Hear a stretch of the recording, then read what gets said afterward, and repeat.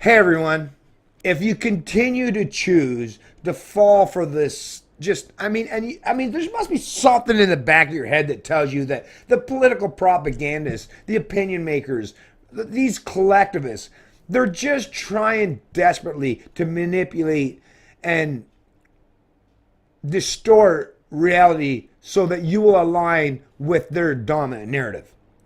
And if you're willing to go along, like, hey, listen, I'm a live, let live kind of guy, right? You make your fucking choices. Well, I mean, not like I have any say in the matter. You do your thing. You keep promoting collectivism. You keep using big government as the pretense that benefits you. And you probably recognize instinctively that if you are one of those benefactors, it's good for you or your ilk. The problem is that you might have kids, you might have grandkids, you might have nieces or nephews or somebody in your extended family that will have to live when you're long and gone in the fucking world that you've created for them. And if you think that the leftists, the collectivists are going to continue on indefinitely being able to put forth, present, and shove their narrative down the throats of everyone else, and dominate and dictate the lives of whether it's the Canadian people, the American people, the British people, the Australian people, the people from New Zealand, or any of these Western democracies. If you think that life is going to continue on indefinitely and politics will always carry favor for your ilk, for your tribe, well, like I say, you're flipping a coin and hoping, right? Because you have no idea. You don't have no clue what the future entails, what the future is going to bring as a consequence, as a result of all this massive intervention and central planning of not just the economy, but the social and personal lives of millions of people. But if you think that you're going to be able to do that, like especially you boomers, let me just say, it's predominantly you fucking boomers that have been doing this shit. And that has taken Canada, especially because I'm Canadian, right?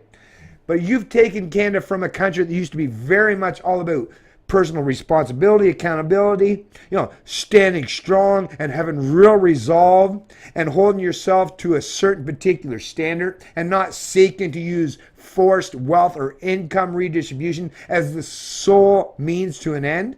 That's the historical precedent of what it used to be a Canadian. Nowadays, like I say, these central planners, these boomers that have gained so much power, influence, and authority over the people that they just seem to constantly think in terms of their short-term gains. Yes, you fuckers, and I'll be the first to admit, you fuckers, and to this day, I'll admit, you have the power of numbers.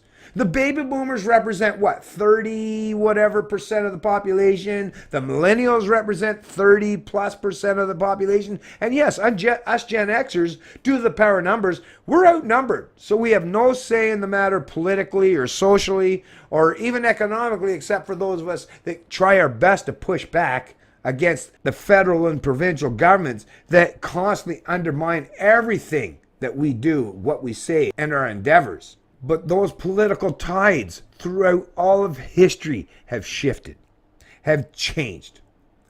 And your kids, your grandkids, are going to be the ones that'll have to suffer. And it won't be because it'll be imposed by someone like myself.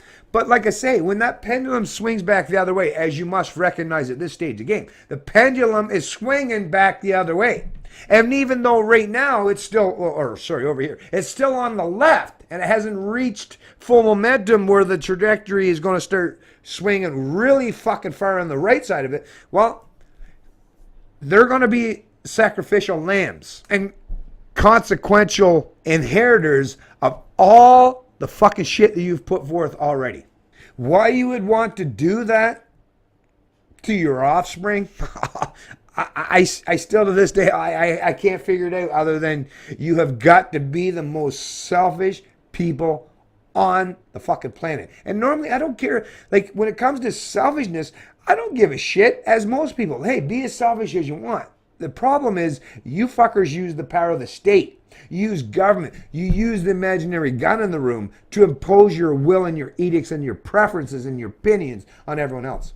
If you don't think that backlash isn't going to come back to bite you in the ass, and that's the other thing that you really should start thinking about, is we come into this world as dependents and you go out of this world as dependents. How are the people going to treat you when you become the dependent and they look at you as the oppressors from the past? As the people that imposed your will, your edicts, and your preference and your opinion on them in the past? Do you think they're going to respect you? Do you think they're going to take care of you in your final days and your final years in the way that really should happen for a decent, moral, compassionate human being? No. They're probably going to wish to torture you in the way that you tortured them in the past. And the fact that nowadays, that's the other thing, with the law and with all this legalized killing of people, government or doctor-assisted death, yeah, watch and see what happens. Be careful what you ask for, because you're going to get it in the end. It's Canadian Libertarian, and I love liberty.